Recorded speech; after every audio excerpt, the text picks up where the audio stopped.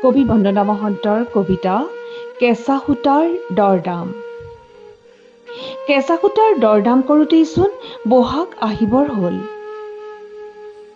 যোৱাবাৰ তই দিয়া পকোৱা সূতা মুঠি লুকুৱাই থওঁতে বাকচত মলঙি গ'ল। বুকুখন ভাঙি থৈ অহা বাটেৰে ঢপলিয়াই অচিন বনলৈ ফাগুন গুচি গ'ল।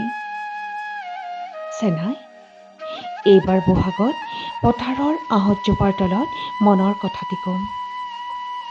সেউজীয়া পাহাৰটো বগাই কপৌ ফুল আনোতে বুকুত আঁচোৰ লাগিব চাবি।